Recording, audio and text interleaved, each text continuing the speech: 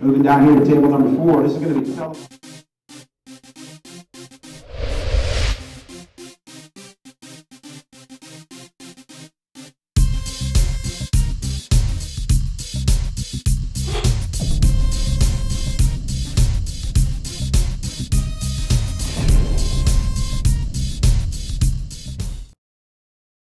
And then later on that year went on to win Allen Hopkins' $1 million 9-ball shootout.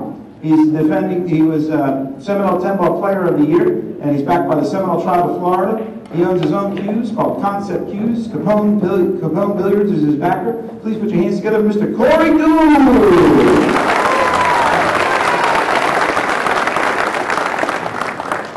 And his opponent, ladies and gentlemen, in 1991 was the youngest person to ever be a runner-up in the U.S. Open, 20 years old. He's the 06 Viking champion, $25,000 winner. And the #1 in the world in 03. 93 and 2006, this man won this tournament. He won the 9-ball. He won the 8-ball championship. He's backed by Galisi Custom Cues, Predator, and Diamond Billiards. He's the 2009 Team USA Moscone Cup MVP. First time ever a rookie has taken an MVP. Please put your hands together for Dennis the Hatchet Man.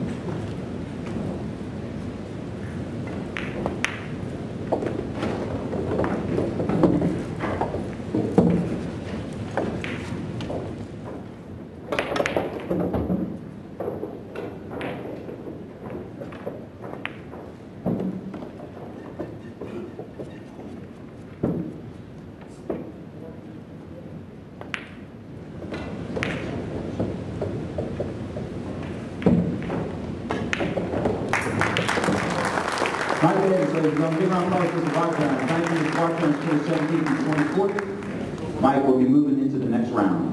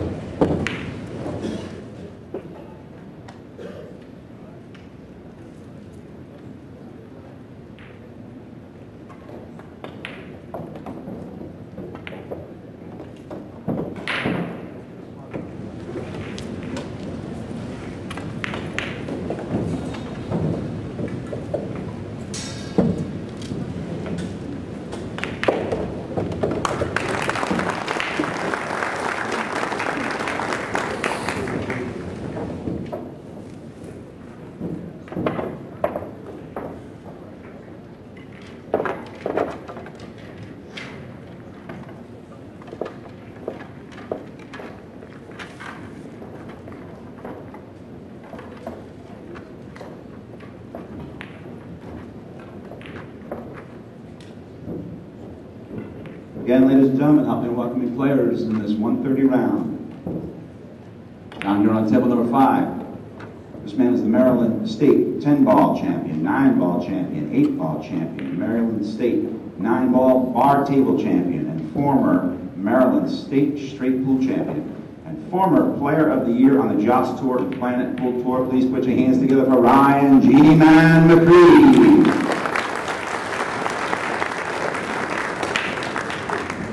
And his opponent, sponsored by Mucci Hughes. His titles consist of 5-time U.S. Open championships, 6-time World Championships, 2006 Hall of Fame inductee. Please put your hands together for Mr. Earl Strickland.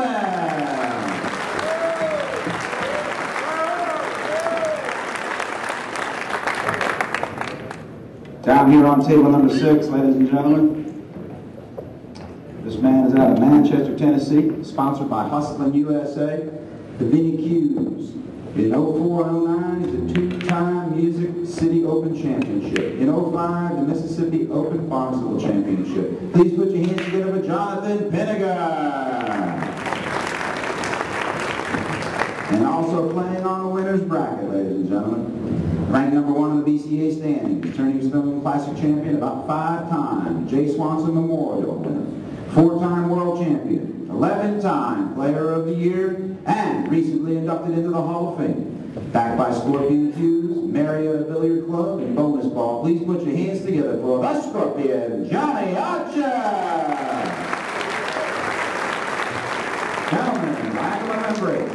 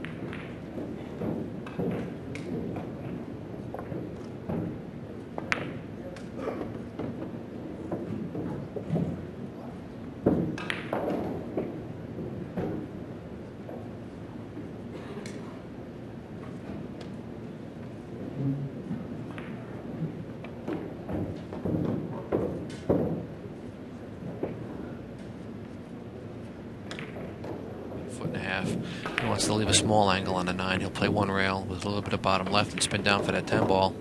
And before you know it, he's going to tie this match up 1 apiece. See, he left himself a little more angle. He might play 2 rails. No, he still played that draw shot. Yeah. It's kind of hard to see from this angle how much angle there really is. Yeah, exactly. Unless you're down in the shot, that's the only way to really tell. I could crawl up on the table and look, but I don't think they'd allow that. I don't think the headphones will reach that far. Well, that's true. And Dennis Hatch quickly puts away rack number 2, and he ties the match up 2 games apiece. So we had 2 breaking runs. Yeah, which is kind of rare. Yeah, up until this point, there really hasn't been too many breaking runs. 1-1. So we're going to see what happens next because, like I said, neither one of these guys want to give up any kind of, advantage to the other guy in the beginning of the match. They don't want to fall behind. And I think this is, again, I hate to say it, but I think this has the opportunity to go hill again. Absolutely. These matches have been going pretty deep in the event. We saw a couple of great matches go hill. We saw one of the greatest comebacks of all time yesterday with the John Schmidt Earl Strickland match. What happened? Wow, John Schmidt was up 6-1 on Earl Strickland. And then 2 things happened. One, the wheels started to fall off on Schmidt, and Earl Strickland started to capitalize on those mistakes, and he started to play like the Earl of yesteryear. And he put together such a run, and he actually took the hill first 8-6, winning 7 games in a row. Wow! Almost put John in a coma. He couldn't believe what was happening, and John managed to get 1 game back on him, but because he was in 3 games, he needed 3 racks with Earl breaking. Earl stayed at the table, and he had the opportunity, and he closed out the match. Wow. Yeah, it was one of the greatest come-from-behind victories.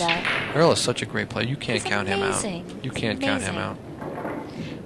He was real funny yesterday. I mean, at the players' meeting, we were sitting there talking to him, and he says, you know what they should do? I can't do his accent. You know what they should do? They should have a shot clock on every tournament and every match. He says, and I want it big. I want it big. And he started making his hands the size of a wall. Yeah. He wants the shot clock the size of a wall. He says, you know what I'm going to take my break? When it hits 5 seconds, that's when I'm going to take my break, because that makes it exciting. I see Corey played his patented break shot, and he put that 7 ball, looked like, one right in his side pocket again. So he, like I said, they are aiming for that. You're right. They're playing that. All the smart players are playing that. They learn, from watching and from doing it over and over again. Because breaking a rack of balls, it's not a science, but there is predictable patterns that happen.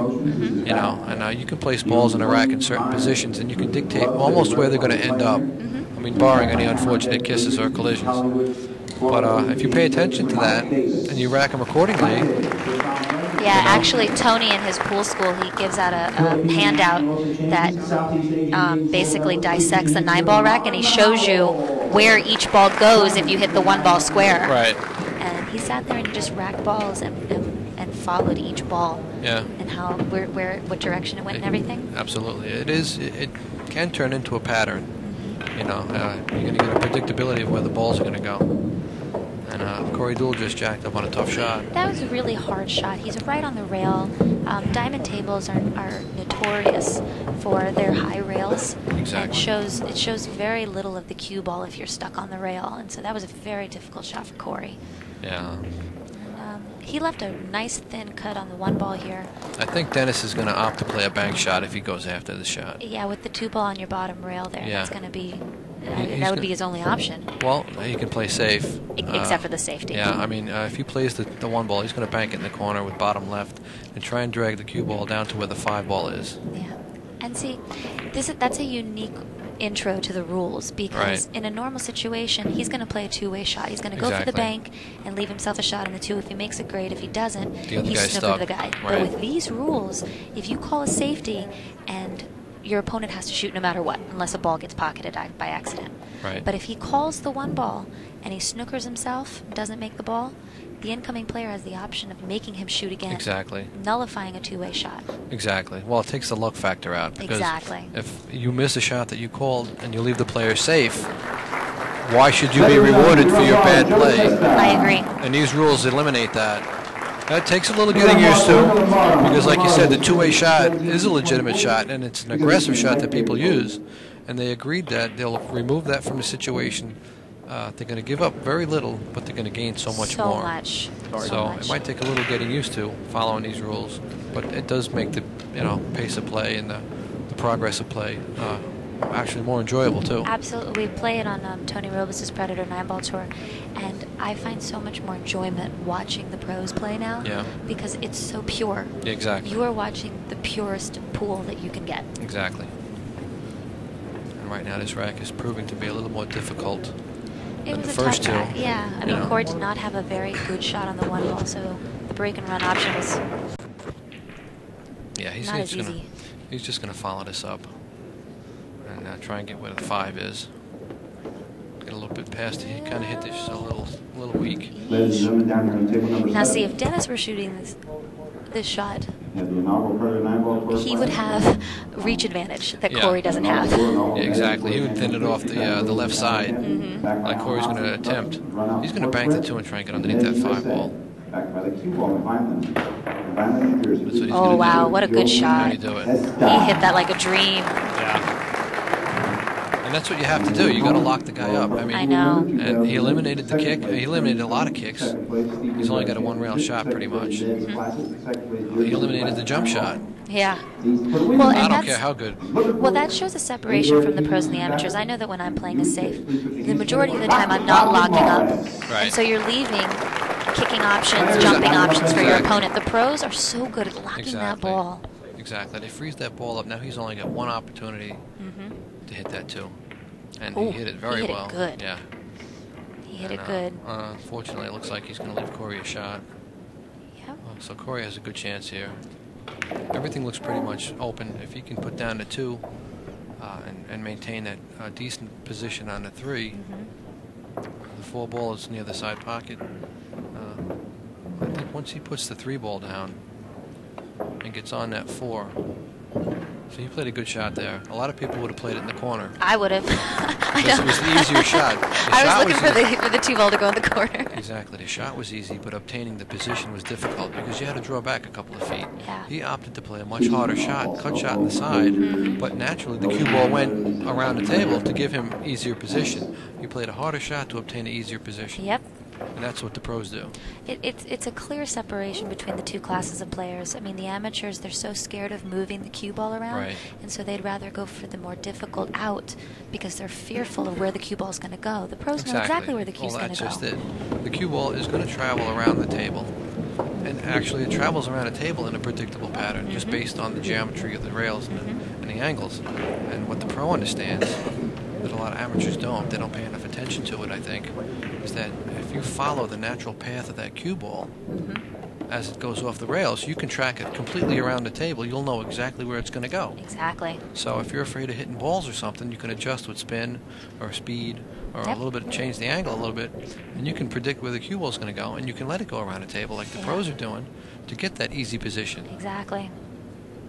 That's why if you watch pros play, and everyone agrees with this, oh, he got so lucky because he had easy shots. He had all the easy shots. Everything was easy. Let me tell you, it takes an awful lot of work oh my gosh. to make it look that easy.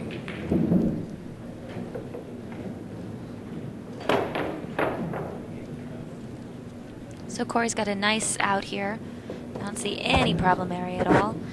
Yeah, well, he came up a little funny on the 9. A little funny. He should be fine. Yeah. Center ball with a little bit of left-hand English. Exactly. It's going to be perfect. He's going to come 2 rails. He wants the play to come off that 2nd rail by about 8 inches.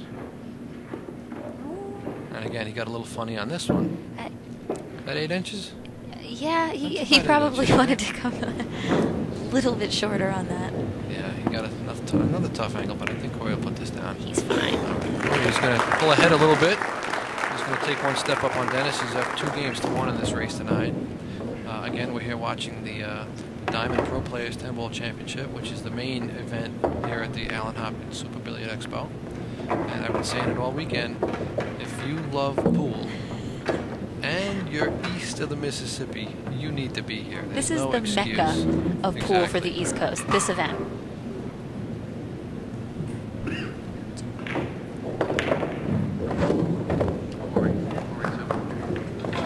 Yeah, you need to I be actually here. see some of the chat room is asking about G squared.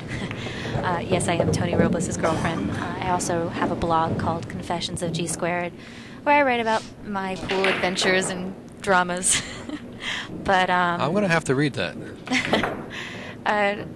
I like to try and remind the players that this game gets to everybody. Oh, absolutely. It'll drive you bananas. You will love it and hate it with every breath that you take. Yeah, absolutely. The moment you start loving the game and start taking it seriously, you begin to hate it because it's not easy. No. And I'm here with Mikey Fingers. Yes. Mikey Fingers. Where did Fingers come from? I've had that nickname for quite a while now. Originally, I used to play bar events when I was younger, and I used to win a lot of bar events.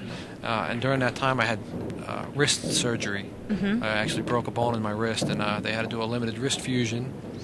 And the cast came all the way up to the base of my fingers. So just your fingers were exposed? So just my fingers were exposed. And I still used to play these bar events, and I still used to win them, mm-hmm. and the guys just started complaining that all he's doing is playing with his fingers, hey, fingers. So they started calling me Fingers based on the cast, and it kind of stuck ever since. But there's another funnier story to that. Well, yeah, we'll get to that a little later in the match. Maybe.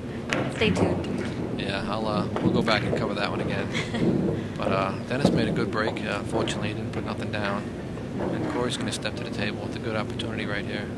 Yeah, combos are a difficult shot because you have to think about not only where the cue ball is going to end up, you got to think about pocketing the ball, but then you got to think about the next where the comboed ball is going to go. Right. And a lot of players don't take into account where, for example, he's going to shoot a 1-8 combo here. Right. Where is the 1 going to end up, and where's the cue going to end up? Exactly. That's key. And like you said, like a lot of amateurs, they're just focusing on making the 8 ball. Mm-hmm. Let me make the 8, and then I'll deal with what I get stuck with. Not a good idea. Exactly. Always catches up to you. Exactly. Well, these pros, they'll make the 8, but they know exactly where they're going to push the 1. They know where the cue ball is going to end up. They're playing position on that 1 after it makes contact with the 8. It's just too much to think about. I'm sorry. Well, if I don't have that brain capacity. Unfortunately, if you want to be a top player, you have to develop the brain capacity for that because these top guys, they know everything. And he executed that combo beautifully. Yeah. Came a little short on this 2 ball. I think he wanted to get a little bit more straight. Not perfectly straight, but enough of not this thin a cut. Yeah, well, he might not even opt to play it in the side pocket. Yeah. Again, this is a situation where if he plays it in the side, it's an easy shot, but position on a 3 is difficult because he might run into it. Mm-hmm. He might choose to play bottom right and come 3 rails around. But I think he's thinking about it. Exactly. He doesn't want to run into the 3 ball. He might not be able to pocket the 2 on the side and drift down past the 3 and back up table again. There's so much clutter down there at the bottom of the table. He might opt to just go to the corner and go 3 rails to come back to the 3 again. He might opt to play a soft draw shot and try and hit the 9 and use that to slow down the progress of the cue ball. Well, he decided to nudge the 3 a little bit, which is a good shot. Okay. Yeah, because he's still got that in the side pocket. See, I'm always scared of running into balls. Once I run into balls, everything goes haywire. Yeah, well, it changes the furniture around a little bit. Yeah. The layout gets complex. And the only good thing that can happen when you hit balls that aren't frozen, or the only bad thing rather, is that they become frozen now. Yeah. Or you get a cluster. Exactly. If they're not touching, leave them alone. If you can help it, don't touch them. Because like I said, if they're not touching and you hit them, you can push them together, and that's going to cause problems. Exactly. So the 4 ball is kind of in a tough spot, surrounded by the 8, 10, and 5. It looks like. He's got a very narrow bit of room here for that 4 ball. Yeah.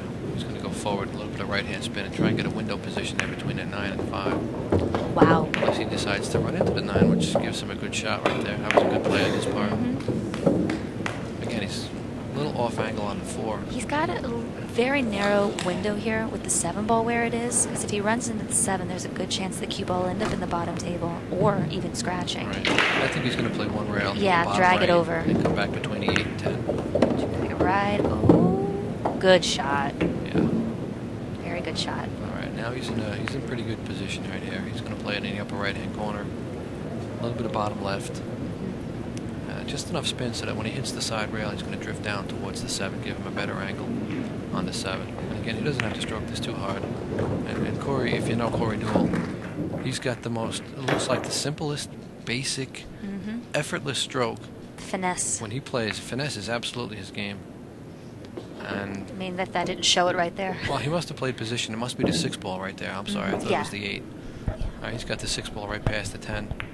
He'll come forward a little bit and get an angle on the 7 to come back up for the 9. Mm-hmm. And he's going to take a 3-game. And he's going to be leading this match 3 games to 1. Oh. See, see what happens when you touch balls? Yeah, see? It's very difficult, to get a good result if you have to run into stuff. He definitely wanted to hit that 10 ball fuller than he did, and now he is in a much trickier position. He's got to fly this cue ball around the table. Yeah, he's going to let this run, but he knows where it's going to end up, so. Shoot the 9 ball on the side? He might shoot the 9 ball in the left side pocket. Absolutely. Actually, it's coming close enough. He's going to play it now. Bottom left. All right, that was a good shot. That was a very good shot. Yeah, he came closer to that side pocket than I thought he would. Yeah. I figured he would go deeper up into the upper left-hand corner, but he played a great shot there. Simple 1 rail out. He's going to have an easy go to the 10. Nice. He's going to be ahead in this match 3 games to 1. Yep. And there it is. Deuel now leads the match 3 games to 1. Again, we're playing a race to 9. While we got a second downtime, I'll be more than happy to share please tell us that story. Story about my nickname. I was at the U.S. Open last year. I think it was the year before that, actually, and someone had asked me about my nickname, Fingers, how'd you get it, and stuff like that. And there was a guy sitting in front of us who actually had a cast on his hand at the time, who I didn't realize was sitting there. I didn't realize he had a cast on his hand. And the gentleman asked me, how'd you get that nickname, Fingers? So I was joking around with him, and I said, well, I used to, I got the nickname because if I beat you and you didn't pay me, I would break your fingers. And of course I was joking with the guy, but he didn't know it at the time, and then the guy in front of us turned around with his cast on his hand, and he said, yeah, believe the guy. And it was hysterical. I was just timing was perfect. It was the guy was sitting right there, and we were both laughing about it. But absolutely, though, it's I didn't get it. I don't break anybody's fingers. No. But, Mike is one of the nicest guys. Well, that's only because I'm paying you to say that. No, I'll take the money after the match. Okay, Corey Deuel broke off. He didn't make the 7 this time. No, but he also didn't leave Dennis really any shot. Right. Now, Corey Deuel is doing something else that a lot of people don't know he's doing. And I'm not going to give away any secrets. Uh-oh. Yeah, I'm not Can you whisper in my ear and I will? I might. Okay. But I have to get my money back then. All right, we're even. But like I said, the guy is a student of the rack. He knows how to put it together. He knows how to take it apart. And that's got to be a 2-game advantage on a race to 9. Well, at least what I know is at least what I saw is that he's actually drawing the cue ball back, hitting off the back rail, and trying to get the cue ball back to the center table in that way. And I would imagine a 10-ball rack kind of spreads out at the bottom and then fans out. Yeah. So he knows that the cue ball's not going to hit anything until it starts to come back again. Exactly. That's a good point, because a lot of times, especially playing 9-ball, let's say, people try to break the balls and leave that cue ball in the dead center of the table. And to be honest with you, I don't think that's such a good play sometimes, only because how often have you done that and got kicked in? And it got kicked in. One of the wing very balls often. comes around 2 or 3 rails and crosses the center of the table. So there's a good chance for you to get kicked in or knocked out of the center of the table. Right. And they know exactly the position to play, like you said. Looks like we got a little swinging action going on from that camera, folks, so pardon us. I think Dennis's head ran into it. We are not experiencing any kind of shaking. You are not drunk. No. The camera really is swinging. We have a little motion going on, so... look at that shot. He played a good safety right there, getting us behind that 7. I think he definitely wanted to get on the 9. Yeah. He left definitely a very easy 1-rail kick. Right. Yeah, he's definitely going to hit it. Not worried about hitting it, no. And again, he's going to try and hit it. And now he calls safe here, right? Yeah, he's going to have to call safe. And he played a great save. Great save. It's going to tuck up under the 10. Corey might have an edge right here. He might have an edge. Yeah. You see, he played safe right there, but if he would have put a ball in, Corey would have the option. Of giving it right back to him. He wouldn't keep shooting. I think actually, I don't even know if it would be an option. I think it would just be Corey's turn at the table. No. Corey would have the option. He would have the option? He would have the option.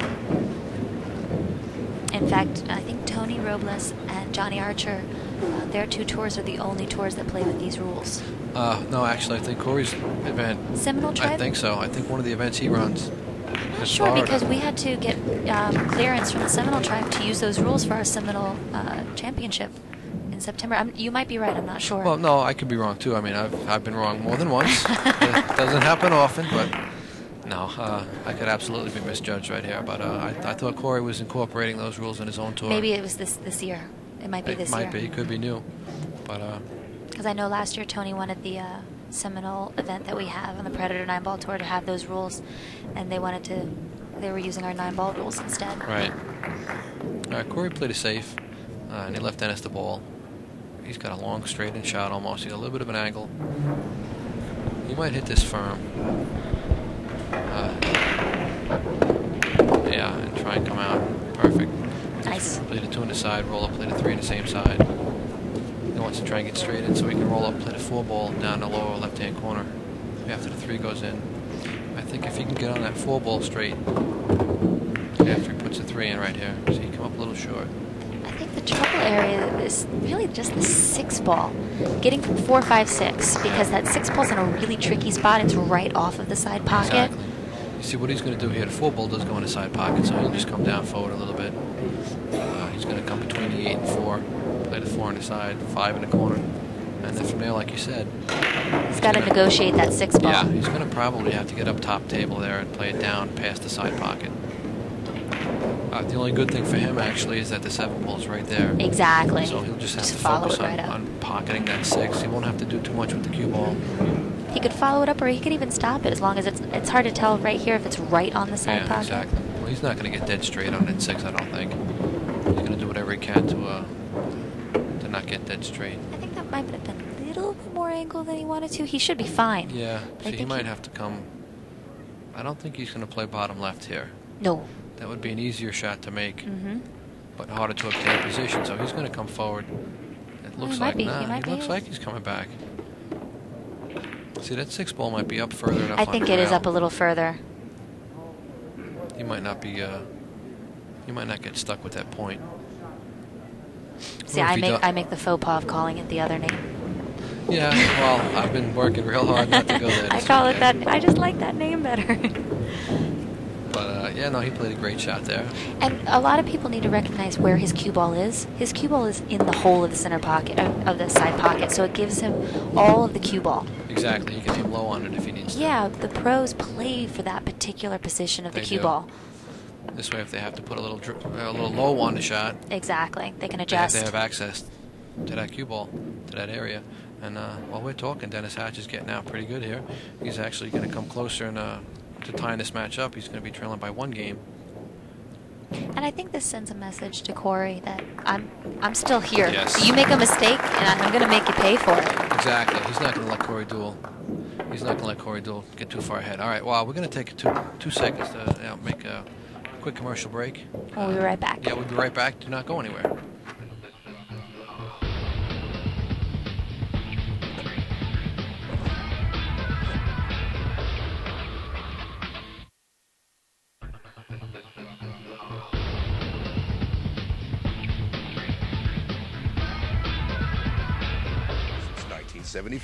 McDermott Cue has consistently raised the performance standards for what billiard players expect from a high-performance cue.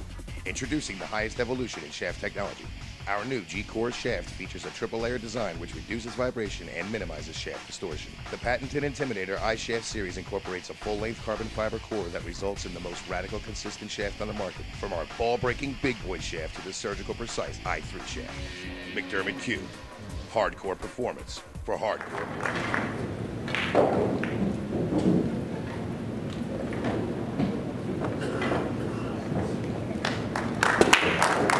We're back.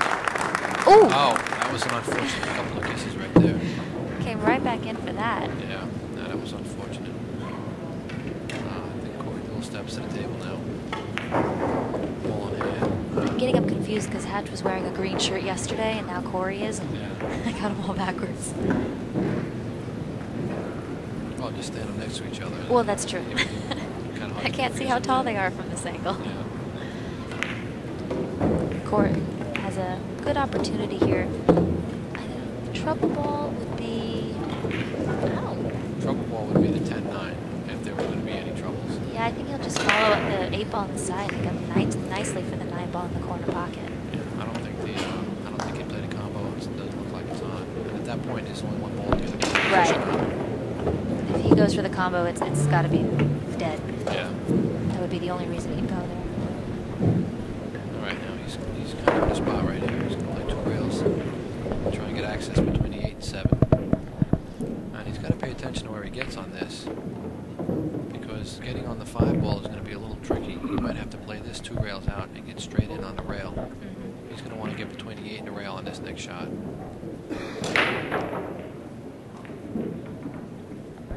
Unless he goes forward and holds it and comes up towards the 8. See, I don't like that shot. No, me neither. He's on the 7.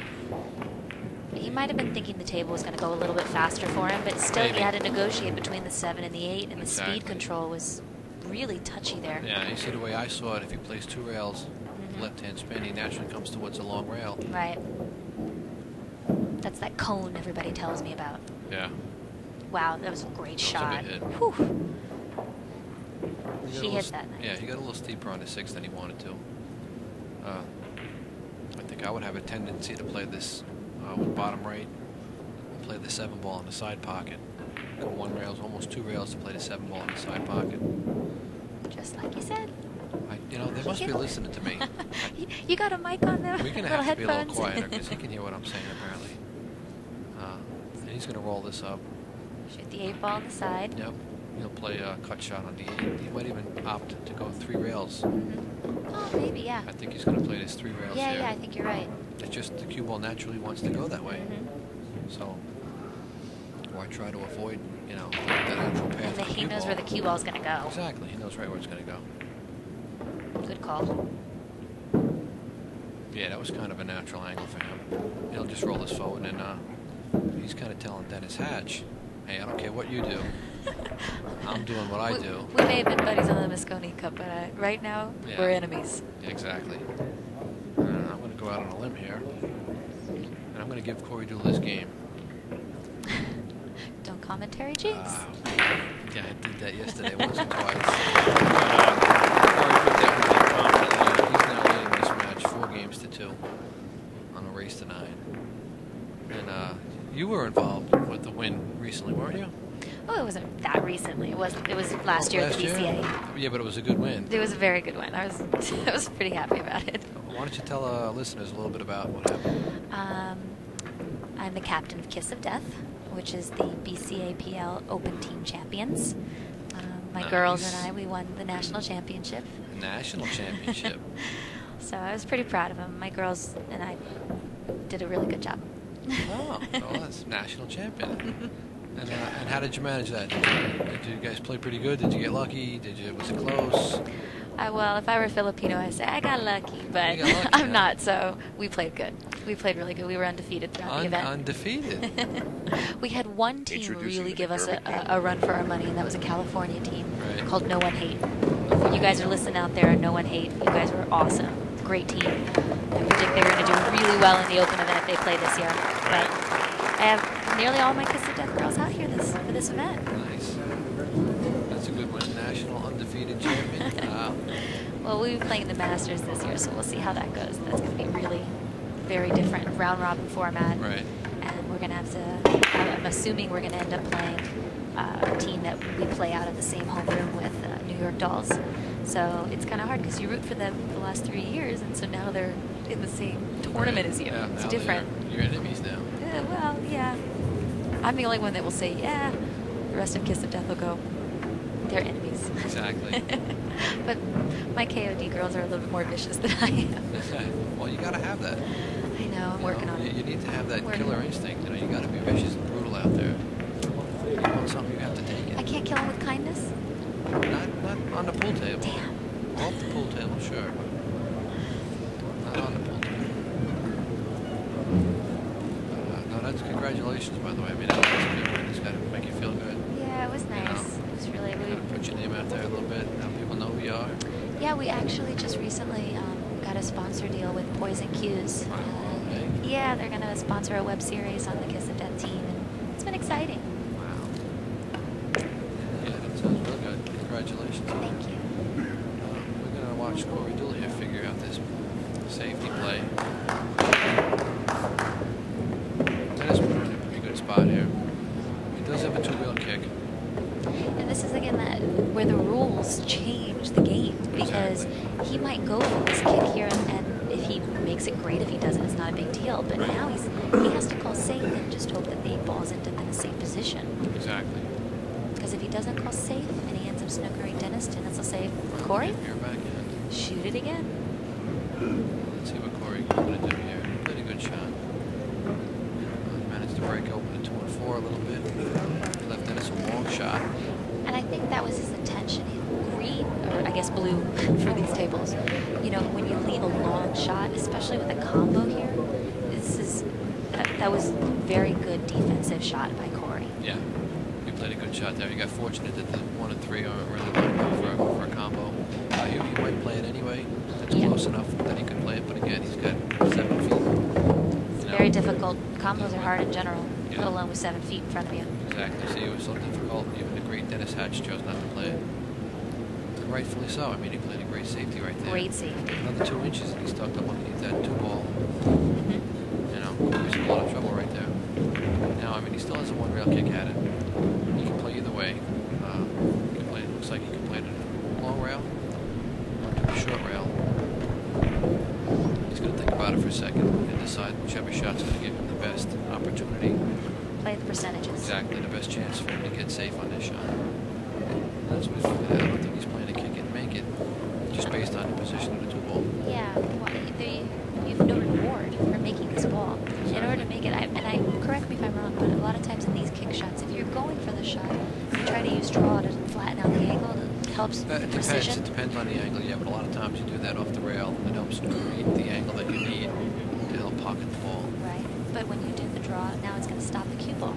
He doesn't have a shot on 2 if he happens to make the 1. Yeah, well, he couldn't really draw this anyway based on... Yeah, and he's on the rail. Look at the shot he just laid down. How do you hit that? Gosh, I wish I could hit the pulse that good. How do you hit that one? That was beautiful. Just watching guys like this play should be able to increase anybody's game. Oh, wow. Not you too, because you pay attention to what they're doing and why they're doing it. That was just an amazing shot. He put Dennis in a bad spot. He's jacked up his treetop over the 8. He's got a 1 rail kick. Good try. He might have played that shot. He might have called it. Yeah. But see, that's another good thing that amateurs should pay attention to. Just playing a safety, especially when you can put the cue ball on top of other balls. Exactly. So even if you leave an open shot, if you can create where they have to be jacked up, that makes the shot so much harder. Exactly. It's a good safety option if you can't, stick them behind a ball. Exactly. And I tell that to people too a little bit, that there's a couple of ways you can play safe. With distance is your Distance friend. would definitely be one of them. Being locked up behind the ball is another one. Being locked up behind the ball with distance is another one. Or like you had just stated, Jacked even up in on a front ball. of the ball. Yeah. Because it eliminates 80% of the cue ball that the guy has to shoot, plus he's jacked up. He might have an open shot. He might have a clear shot in the hole, but because he's jacked up, he's now massaying the ball. Exactly. He's come down on that perfectly. He doesn't massay and missed a shot, so even jacked up in front of a ball is a bit safe. Right. And he just rolled this in because he had no other chance to get a 1 and 2. And again, he's going to play a safety shot here. Sticking behind the 8-ball? I think it's the 4, unless he decides to play the combination. Yeah, he is. The 4 ball on the side might be dead.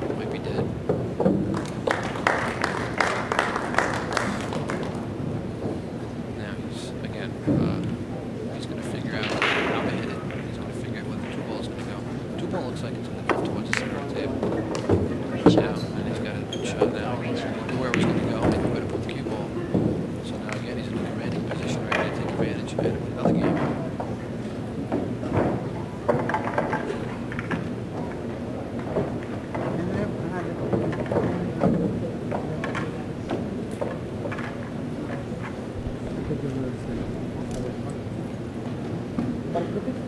Yeah, Corey played a great shot there on that 2-ball, that combination. The only issue he's going to have right here is getting on the 5. And that really isn't going to be that much of an issue. For Corey, that should not be an issue. He gave himself a nice angle here. It's another key shot to pay attention to. He didn't get straight on this 3-ball. A lot of amateurs think if they just get straight up good. Actually, that is not true. Generally want an angle. Except gives the cue ball more chance for movement to get around the table and get position on the next ball. Yeah, if you get straight into the ball, you got 2 options. Actually 3. You got 3 options. You can stop, Draw. you can go forward, or you can draw. With a little bit of an angle, you can now create create angles to go all around the table. Multiple options. Exactly. Played a good shot there. He's got an easy shot on the 5. He might come forward by left, 2 rails out underneath the 7 for that 6 ball. And he's doing that so that he has the natural angle to come 1 rail off the 6 back towards the 7. And that's what makes it look easy when these players shoot like this. Yeah. People say, oh, all you had was easy shots. Well, he put the cue ball in a position to give himself easy shots. I'd like to see you try and the position that these guys get in all the time. I mean, I see people get up full table all the time. I'm like, this game's a hanger. So, yeah, let me see. Yeah. Put on a collar shirt, pay your entry fee. Yeah, we'll see how much of a hanger it is. See what kind of hanger it is. But getting this deep into the tournament, though, these players now, the top end of these players, top end of the field, and wow, it's a bad miss there. And you know what? That's his fault because he got funny on that 7 ball and he knew he had hold of the cue ball. And so that was a timid stroke because he needs to make the 7. He doesn't have enough pocket for the 8 ball outside of the bottom left-hand corner pocket. Actually, he did have another option. Oh, yeah, he could go all the way around. Exactly. See, he got locked in that one shot thinking, well, this is what I have to do. Exactly. Like you had stated, he stroked it timidly because he had to hold the 7 ball up.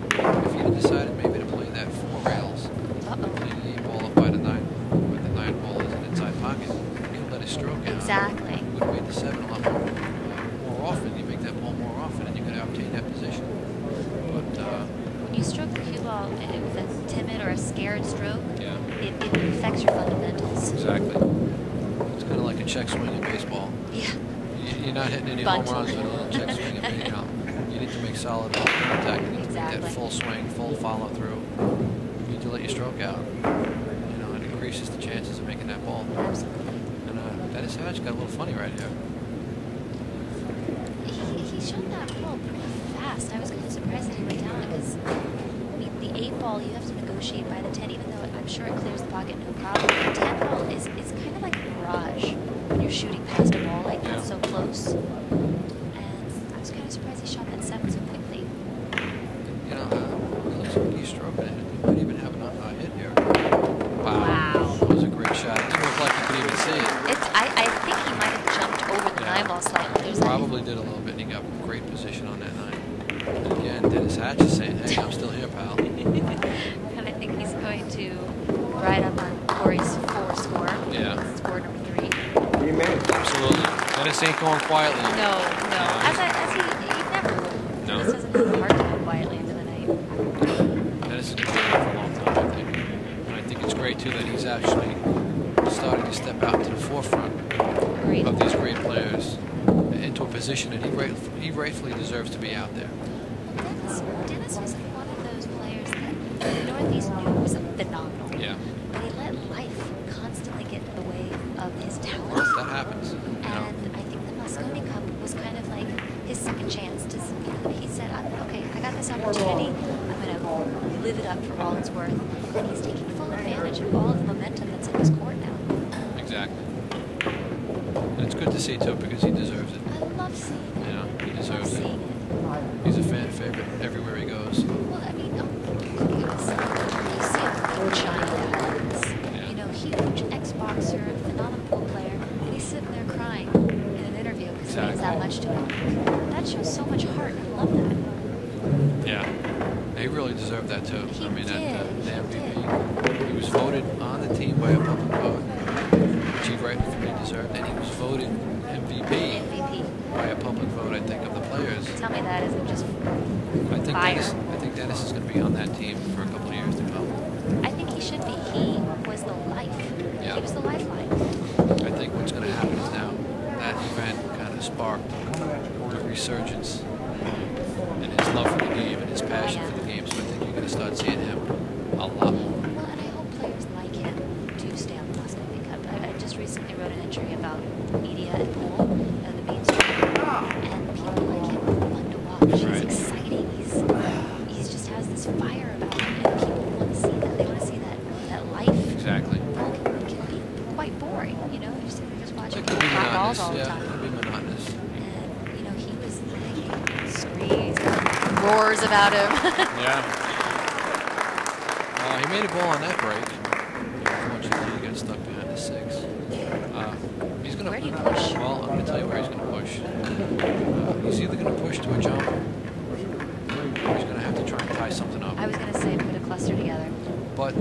spot to do that because I can see an option.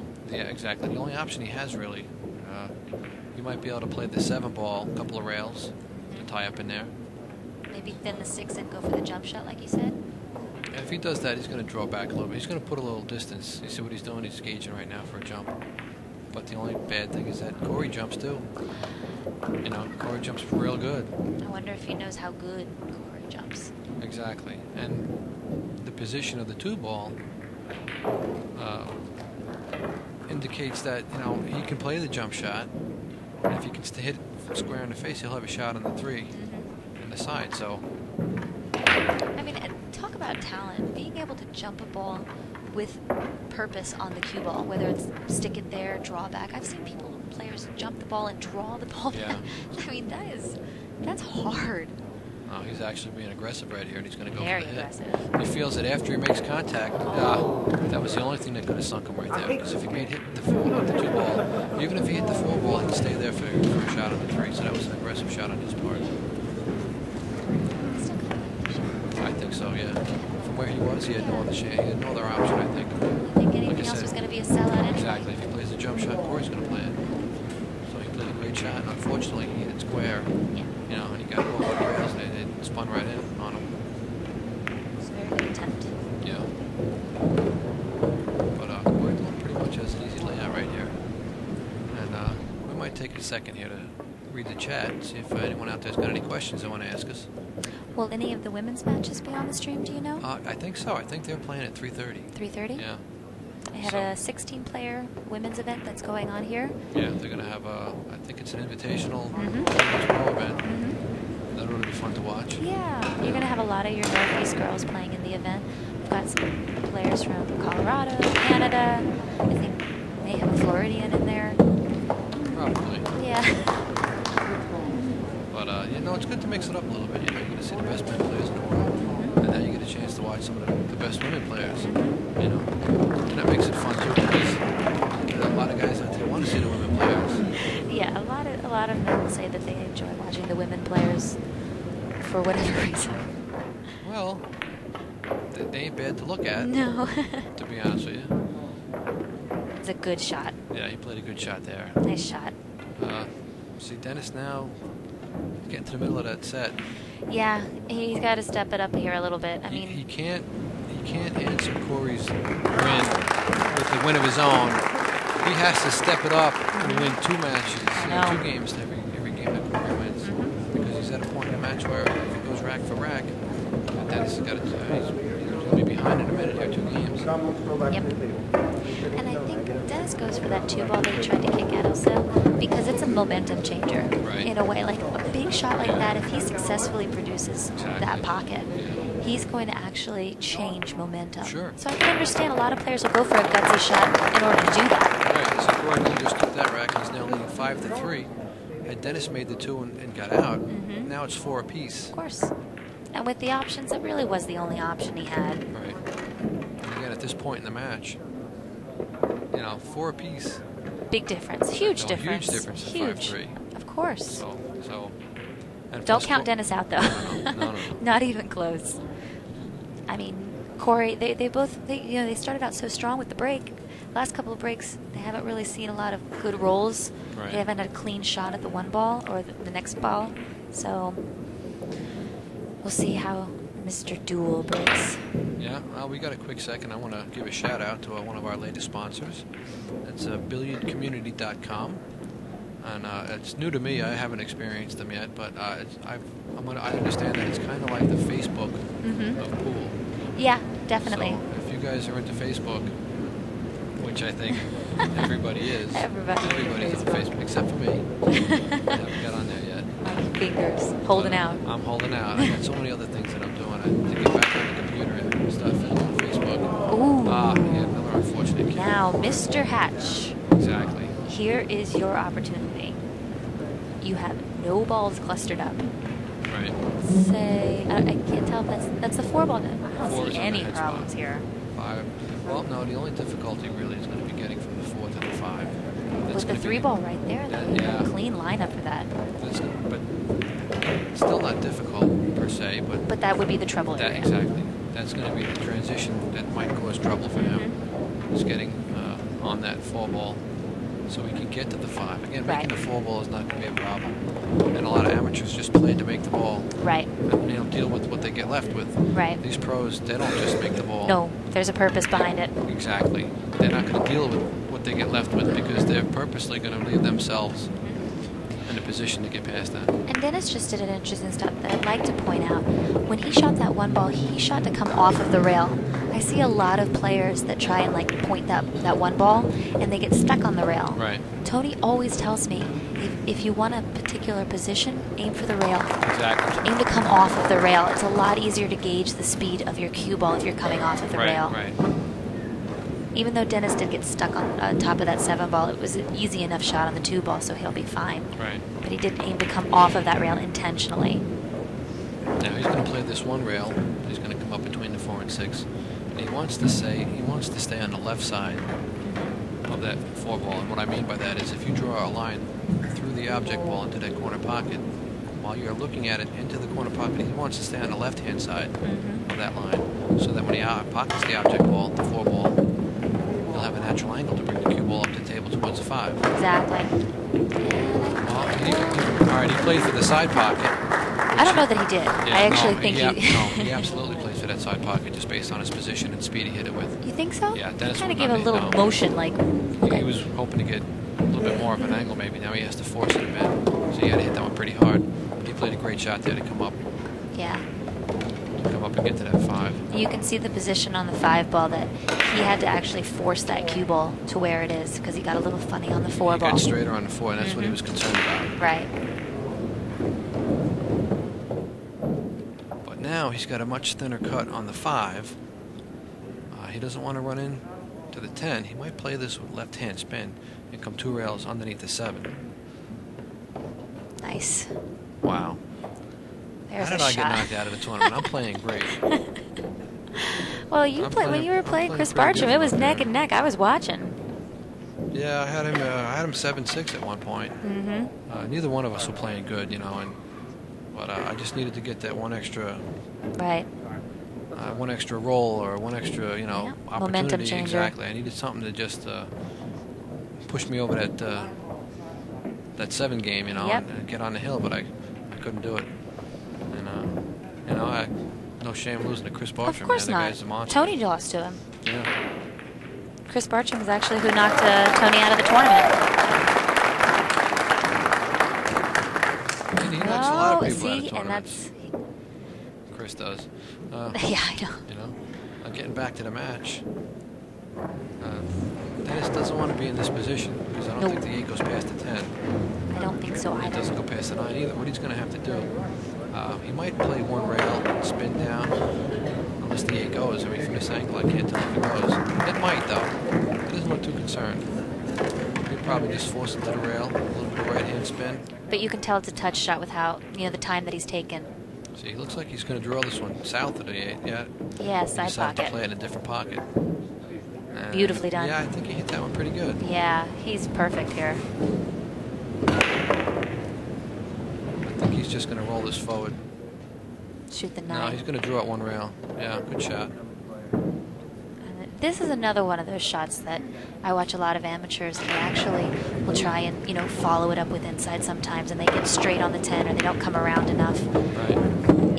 That shot, you have to practice it. Yeah. You really have to, because I see so many players come up short. I still come up short. I need to practice it. I mean, it separates the pros and the amateurs. It's just another separation. Right. Well, that's what it takes to be a pro. You got to practice that, and you got to be good at it. Dennis Hatch again. He's coming back, like I said. He's telling Corey Deuel that I'm still here, pal. Hello. I ain't giving this to you by any means. And it's funny. Both these players played on the Mosconi Cup this year, and they were the winning team. And Corey did play. Did he? No, he didn't. I don't know if Corey was on the Mosconi Cup this year. I can't remember. I don't remember seeing him on the.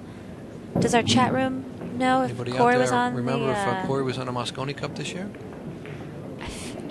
That's interesting. He was on it for so many years, I just can't remember. Yeah. Yes. Okay. He was. Okay. All right. So now they're getting close to the point here. like you said, they were teammates and they're partners, you know, in the Mosconi Cup, and now they're mortal enemies, and they well, neither one wants to give up anything here. When Tony said he played on the Mosconi Cup in 03 and 04, and he said it was so interesting because all of these guys that you end up being, you know, enemies with when you're playing in all of these tournaments, and now you're hugging each other, and there's this camaraderie, and it's like completely reversal of what you're used to when you're playing pool. Yeah, because the guy you're playing against, there's no hugging going on there, you know. There's no team spirit involved. No, I think the girls are the only ones that still hug. I mean, half the people that I played in this tournament, I was hugging afterwards. Yeah. You might get the congratulatory handshake at the end. Yeah, but maybe. Yeah, even that's... I have a funny story. Tony and Archer were playing in the first round, and they were hill-hill when Archer took a break. So they both went to the bathroom together, and then Tony says he's walking out, and he goes to Archer, "Hey, Archer, make sure you wash your hands before you leave, otherwise we're not shaking hands after the match." All right, they're taking a break, so we're going to step away from the mics for a sec. We're going to pay some bills, take a quick commercial break, so don't you guys go anywhere. We will be right back.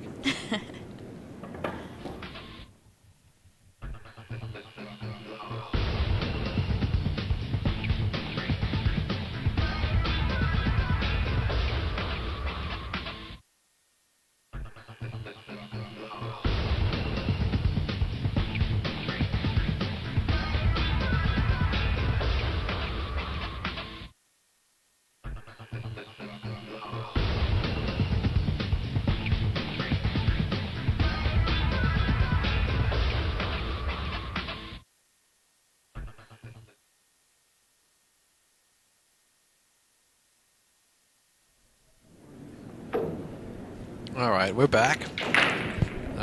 They're still taking their break. But I think what I'm going to do right now is I'm going to send my partner in the booth out here. Yeah, I'm going to go check send out her some out scores. to try and get some updates on some of these other matches that are being played right now. So we're going to send her off. Does the chat room have anybody in particular they'd like to know a score of? Yeah, I think you can get the brackets on InsidePoolMag.com. I believe. So if you guys know who's playing, we're going to try and get some scores for you. Yeah, Gail's going to go out now and wander the floor and try and get some updates for us. But while I got a chance, I want to say a quick shout out to my guys in Wisconsin, the Wild Eyes Creation guys. I'm a player rep for them, Joe, West, and Patrick. They do a great job at making one of the absolute best pool cue holders on the planet. Besides the pool cue holder, they make an excellent pocket chalker, which they call a pocket snake. It's actually molded after a real live, cobra head, so it's authentic looking. If you get a chance, we'll look them up. They make a great product, and tell them Mikey Finger sent you. I'm sure they'd appreciate that. And we're still here on Saturday, Valley Forge Convention Center. We're watching the Diamond Pro 10-Ball Championship, the Diamond Pro Players 10-Ball Championship at the Allen Hopkins Super Billiard Expo. And we're watching some great pool action. You guys, if you need to get down, if you can get down here, you need to get down here. If you guys have any interest in pool at all, you should be here already. So don't be afraid to come in and say hello. Stick your head in the booth, say hi. We got a quick second here. Dennis looks like he's racking up. If you guys maybe want to ask a question or have any kind of comment, let us know how we're doing. Feel free to text us and let us know how it's going. Let us know what you want to hear about. We'll try to enlighten you guys as much as we can during the course of the match.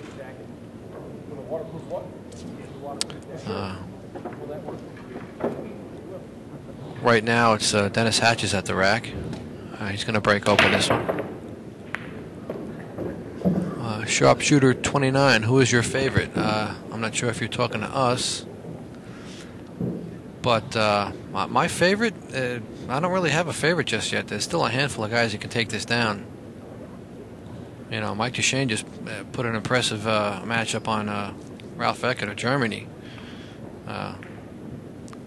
He took total control, absolutely. Mike Duchesne, he could be the dark horse in this event.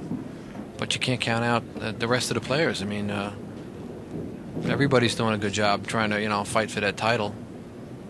and we're watching some great matches right now. You know, you guys were privileged enough to watch the comeback Earl Strickland put up on Schmidt yesterday. That was one of the greatest comebacks I've ever seen.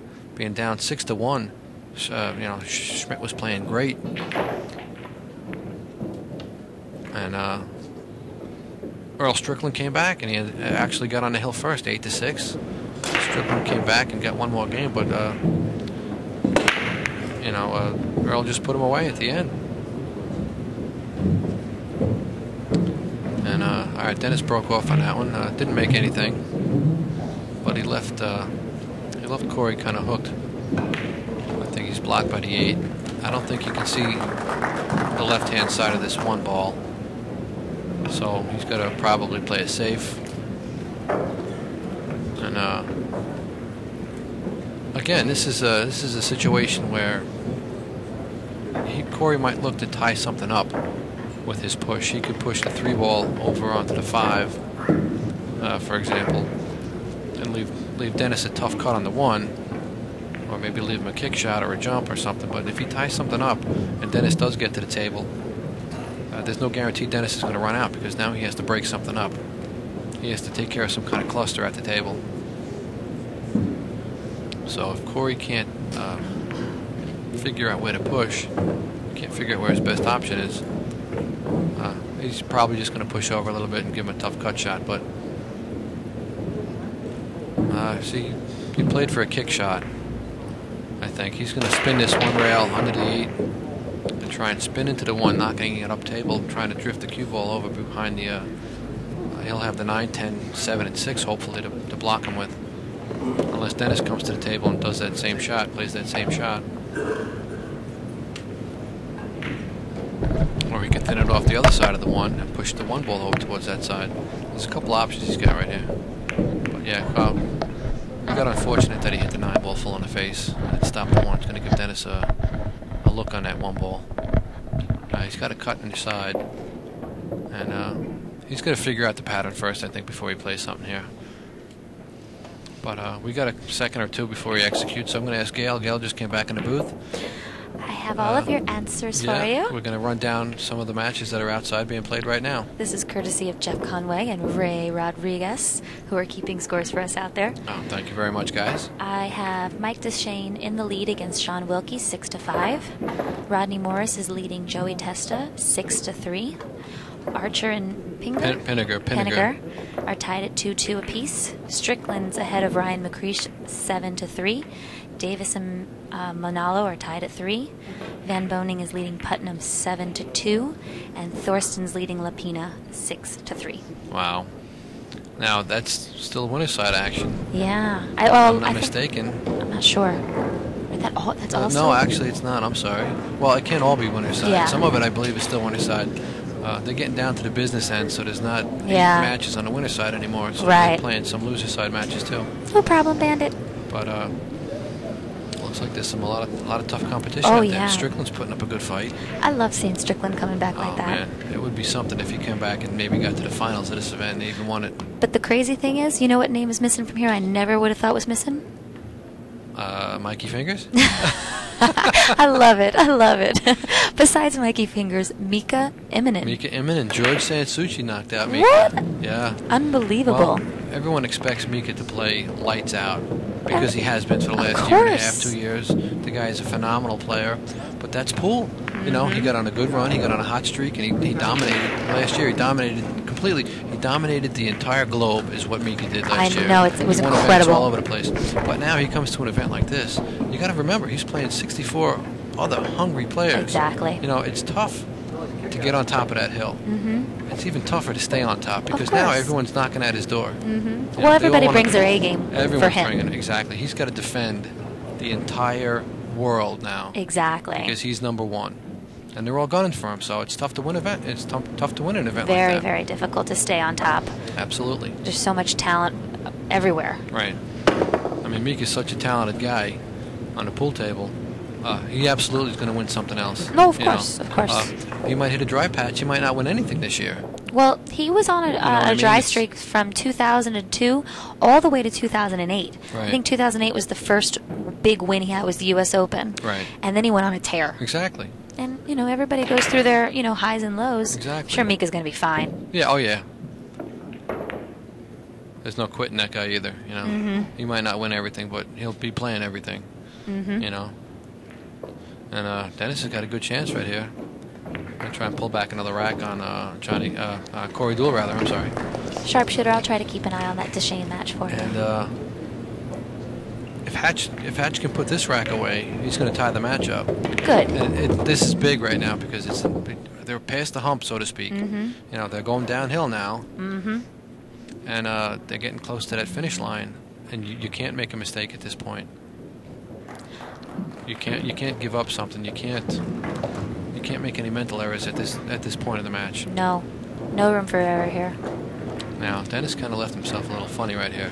Is he straight? Is that his issue? He's straight in. Now I say funny. He's straight in.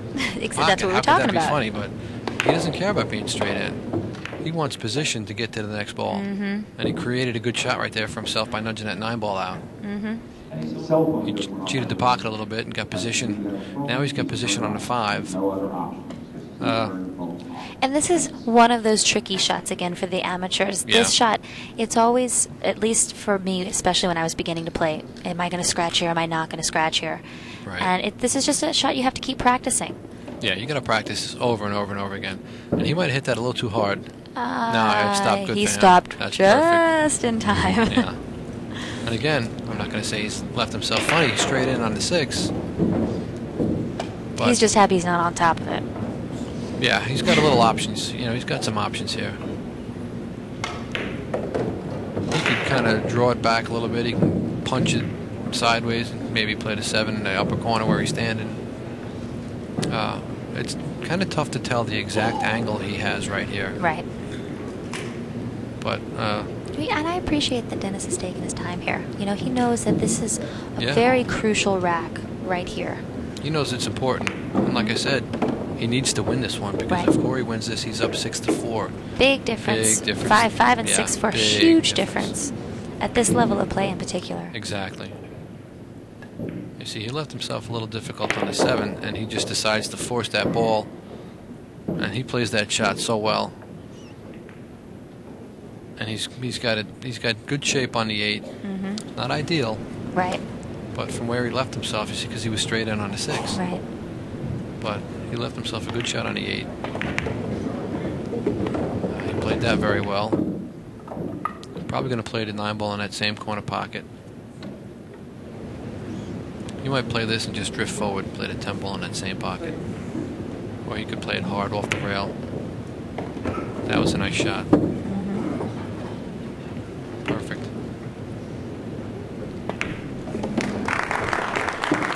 Now Dennis Hatch has tied the match up 5 apiece on this race to 9. So now it's good. Like I said, I knew it was going to be close.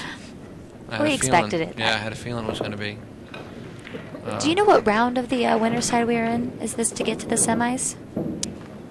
You know, I don't know. I haven't looked at the chart yet. I've been locked up back here for days, it feels like, and I barely got in. You know, I haven't been outside once since Wednesday. Really? Yeah. You did look pale. Well, thank you very much. I need to put some blush on, perhaps, but yeah, no, I've been locked out back here in the dungeon for 3 days, and Yeah. I haven't seen the sun since Thursday. Well, Since Wednesday, rather, and I ran into some people who are listening to the commentary, and they think you're doing an excellent yeah, job. well, I appreciate that. Thank you very much. I love doing it. It's something that I really enjoy. Obviously, I'd rather be on the table than looking at the table all would. and commentating, but if I can't be on it shooting, I want to be over it talking about it. I hear you. Well, and you learn so much watching these guys. Oh, you have no idea how much you learn. And people out there that want to improve their game, and they really want to learn and become a better player. Just watching matches like this is going to create such an advantage. Well, you learn when it shots comes you to never would have thought of. You're going to see stuff played, like when Dennis played that 9-ball in the last rack, he came one rail to play the 10. A lot of players would have soft rolled it to get on the 10 for that same pocket because it's easier. But it's not easier because now you got a soft roll, it potentially miss. Right. You know, he played it with a little bit of speed to come one rail. He's going to make that 9-ball all the time. Exactly. And with speed control that these guys have, they got it down to a T. He's going to come off that rail just far enough for that 10-ball. Again, he played a harder shot, for easier position. For easier position on the 10 ball, your money ball. Right. Most amateurs play easier shots, and they obtain harder position. Exactly. But now, yeah, I can't tell you how many times I've seen players and they take the easy shot on the 8 ball, and now the 9 ball is so hard. Exactly. Why are you going to put that much pressure on yourself, the 9 ball? Exactly. But just by watching these matches, though, you learn so much. You pick up so much knowledge just based on what these guys are doing. And again, what I tell people is that get a match and watch it. After the guy breaks, pause it, okay? And then take a little piece of paper and a pen and jot down position of the balls and sketch out how you would play it, okay? And then hit play on the match and see how they execute and see what holes they play for. And then just stop and ask yourself, well, why did he do that? Exactly. You know, and then you'll see he'll get better position on the next shot, and you'll say, oh. That makes much more sense. That's why he did that, you see, and that's how you learn. And the next time you're in that position, you'll know. He's like, oh, well, he tried it this way. I'm going to try it that way. I mean, paying lessons for lessons is obviously going to benefit your game. Yeah. But if I know a lot of people, especially in these times, are struggling with money. Right. You have lessons available to you all the time through the internet, Absolutely. DVDs. I mean, you could even come down and just watch a tournament. Oh, Dennis was unfortunate there, and he scratched in the side. God, I hate that. Now, he tried to get excellent position on that, too.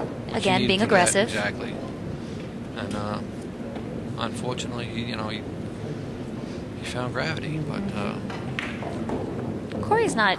This isn't a hanger by any means. No, he's not wired. He's going to have to cut the 2-ball. He might have to play the 2-ball in the opposite corner pocket. No, okay, he hit it good enough. Yeah. Really good. Yeah, he's going to play this 2 rails to come above the 4. I can't tell if it goes in the side from here. But he played that good. He's coming up. He's going to probably get straight in on that 4.